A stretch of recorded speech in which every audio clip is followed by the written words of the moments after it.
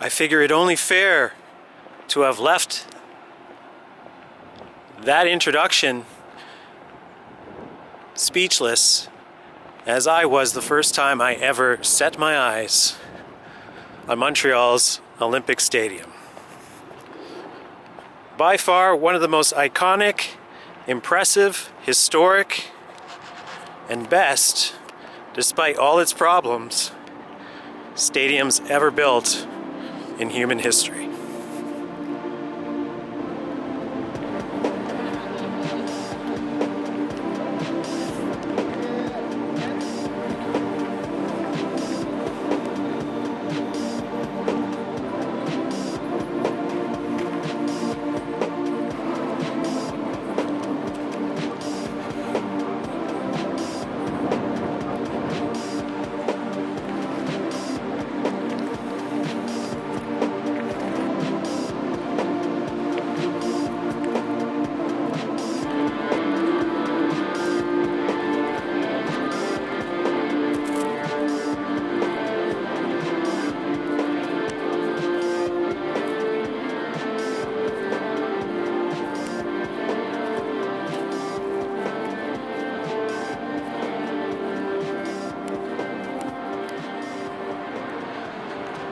Montreal's Olympic Stadium was built in time for the '76 Olympics.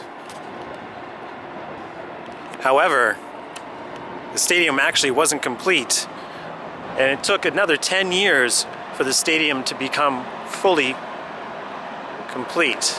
Sadly, in less than 40 years, as per the history of most stadiums of this generation, it sees its problems and its future could be considered in doubt.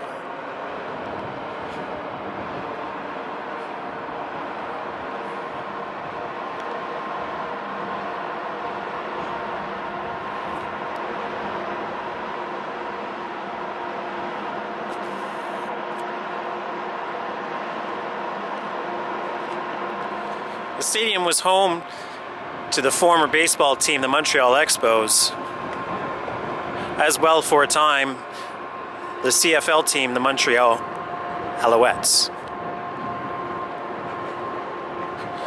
The stadium has seen over its history numerous major events, including the Grey Cup, countless concerts and special events, including a notorious Pink Floyd concert in 1977 that was seminal in Roger Waters' development of the wall a short time later. The entire complex, in fact, is one of the last major Olympic infrastructure projects performed in North America in one space, and with such a modernist vision and ambition behind it. On a positive note, there appears to be a lot of renovation work and reconstruction going on. As you'll notice, most of the concrete work and pourings of this area are original to the time of construction, and thus are showing some wear over time. The structure itself, being completely concrete in form, is not as pristine in its render or finishing as one would think from afar. Despite being hyper modern, this stadium still looks handmade.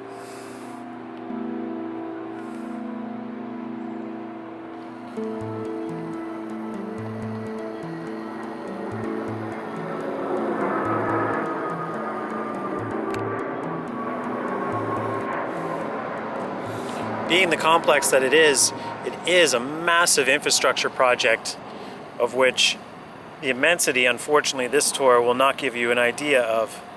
However, you can see there are many hidden arteries, driveways, and passageways of which maintenance can be carried out within the facility.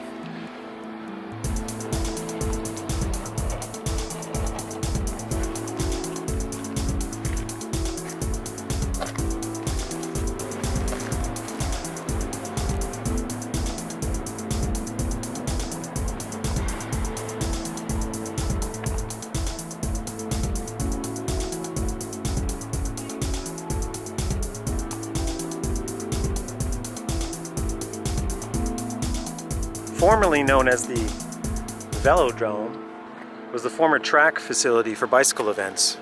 It has since been converted into a botanical display and aquarium.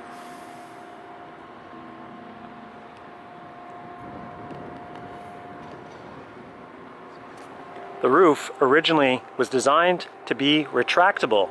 However, that operation was only performed successfully 3 times in the history of the stadium and has since been fixed in place ever since. It is a difficult history and subject, this particular stadium, as the city itself and the people that paid to build it have a contentious opinion on it and whether it was worth being built at all.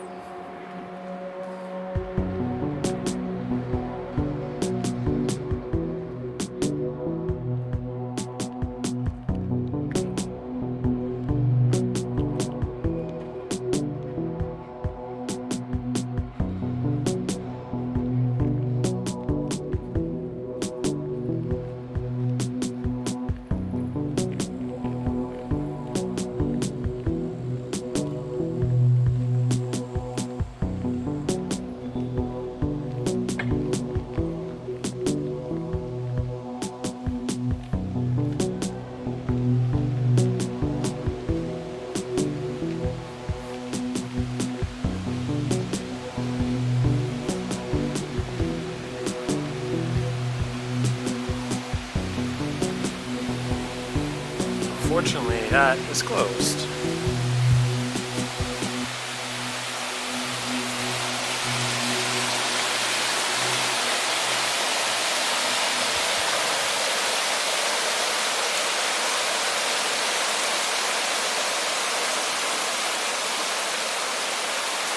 Inside the tower is located some offices among 21 floors.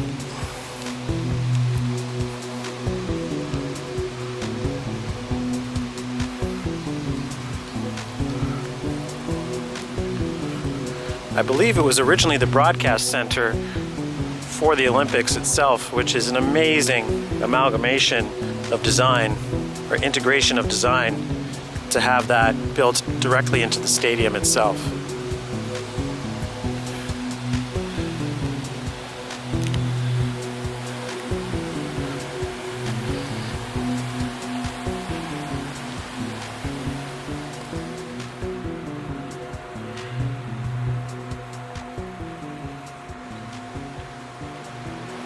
This is still an active center of athletics, as the swimming pool is also located here, just inside actually. This facility also attached brilliantly to the stadium. Everything in this complex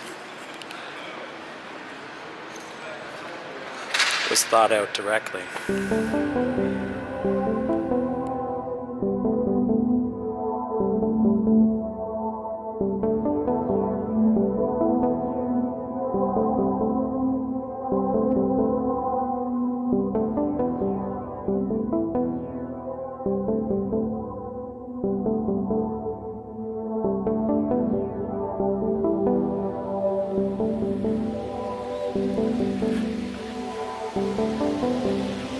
Not only is it cool how they have some track and field lanes leading directly to the entrance of the Montreal Tower Tour, which unfortunately is temporarily closed for renovations until the fall of 2024. They take the delightful description of saying how imposing of a job it's going to be to get the construction done,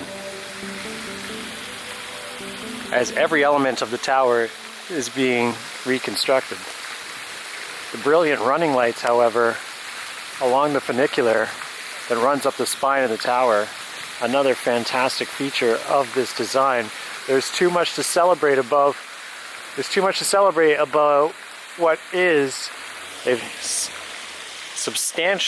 fairly ambitious undertaking at its time, but Montrealers are known for nothing less.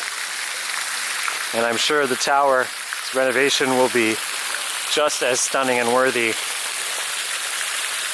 of this so well-preserved park. Ironically, another stadium is on this site, Stade Saputo, which holds Montreal FC home games. Beyond that is the Athletes Village, which we're not going to visit today, but we will be in a separate vlog soon enough. A lot of important sightlines have been preserved as well, despite the years passing. One of which occurs not only with this path leading towards Stade Saputo, but in the other direction leading towards Montreal's Olympic Stadium itself, providing a stunning vantage point.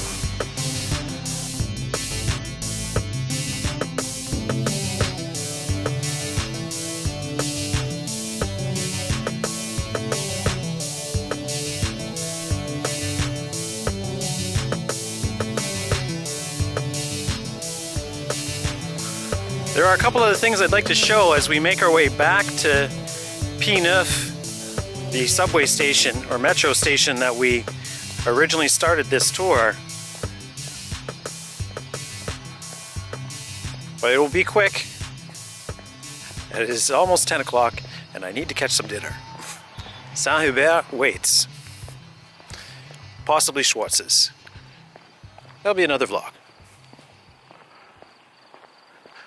One of which is this very imposing and brilliantly constructed Brutalist bridge structure. If you're a fan of brutalism like I am, this structure is absolutely flabbergasting to behold and is massive and is beautiful for portraits. Unfortunately, it's being renovated from what it looks like. So you can't quite see it in all its majesty currently. It's absolutely gigantic.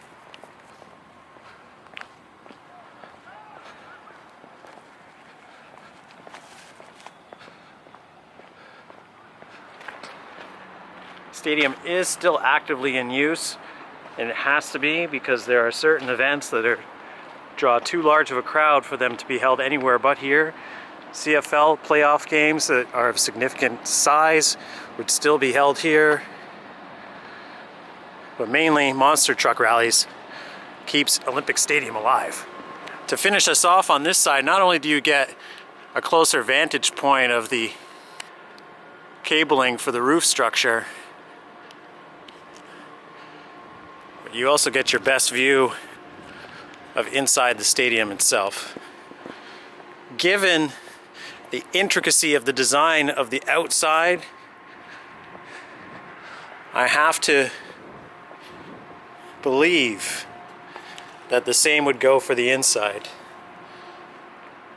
Down to the very distinctive 80s to 70s period door handles. The concourse doesn't look that awe-inspiring, however.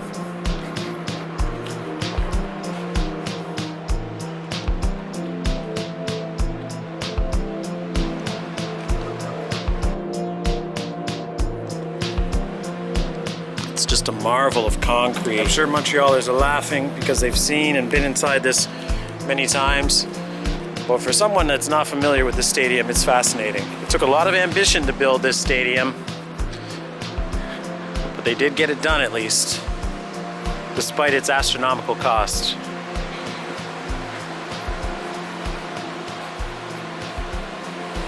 Parking, you say? Well, of course, they thought of that too. Parking structure is right next to the stadium on this side. And it is also a Brutalist masterpiece. Working waterfalls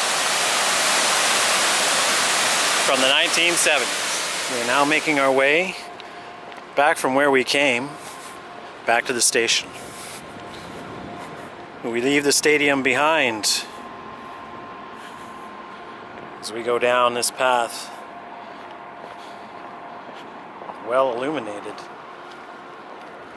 It leads us to the station area right down here, which is open, as you can see. It remains encouraging to see new work being done in this space. I'm not sure what's going in here. It certainly looks like a bar of some sort or something like that. And we have some brilliant light work here as well. Clearly this place is under development for something exciting and new. We reached the end of our vlog and the end of our tour as we re-enter the station from underneath. You'll recognize the flower as we approach the Stade entrance being here.